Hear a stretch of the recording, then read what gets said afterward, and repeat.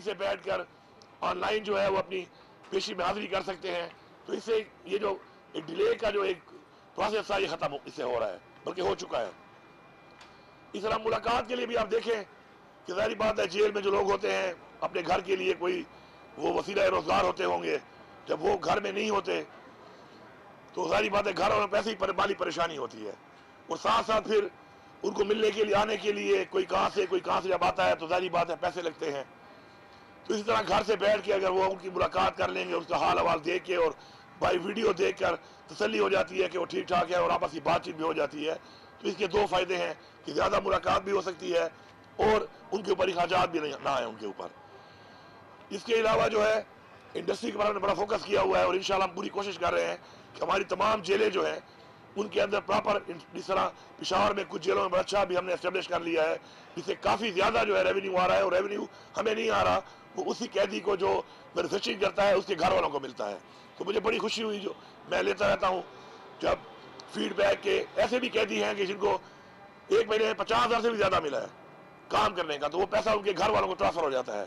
तो बजाय वो बोझ बनने के, लाइबिलिटी बनने के अपने घर के अफराद के ऊपर, वो कन्वर्ट हो रहे हैं कि उनके लिए एसेट बन रहे हैं, कि उल्टा उनकी मदद कर रहे हैं यहाँ बैठ के काम करके। तो उस पर इंशाल्लाह अगले इस साल के मैं समझता हूँ कि एंड तक हमारी जितनी भी जेलें हैं सब के अंदर हमें उस एरिया के मुताबिक या जिसका मार्केट में जिसकी डिमांड है जिस चीज़ की, उनकी ऐसी इंडस्ट्रियाँ लगा लेनी चाहिए ताकि हमारे कैदी जो है वो जेल में बैठ कर भी रोजगार की तरफ जाएं और अपने घर वालों के लिए एक सहारा बने।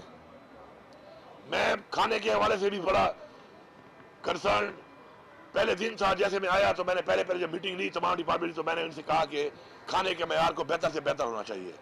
तो उसके लिए हमने जितना हमारा बजट था खाने का उसको डबल किया और उससे मयार माशाल्लाह काफ़ी बेहतर हुआ है, और मज़ीद भी हम उसको बेहतर करेंगे।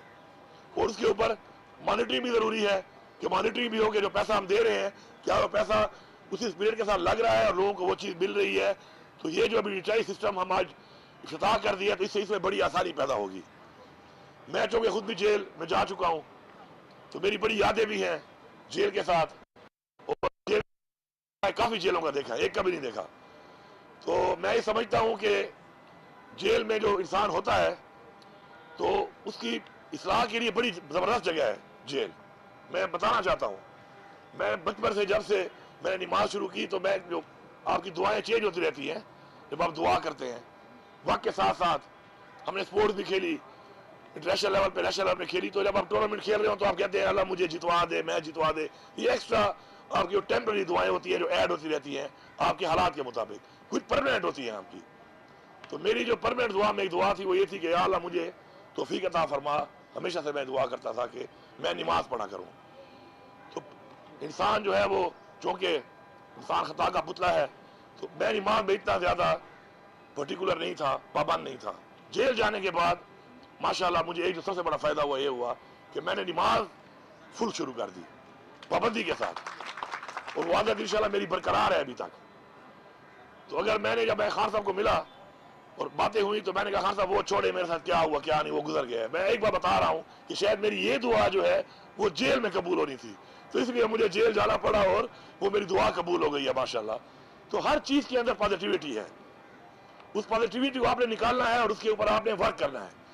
और किसी भी नेगेटिव इंसान के अंदर पॉजिटिव करने के लिए जरूरी नहीं कि उसको वो बेहतरीन माहौल मिले, एक बुरे माहौल से भी वो एक बेहतर माहौल अपने निकाल सकता है।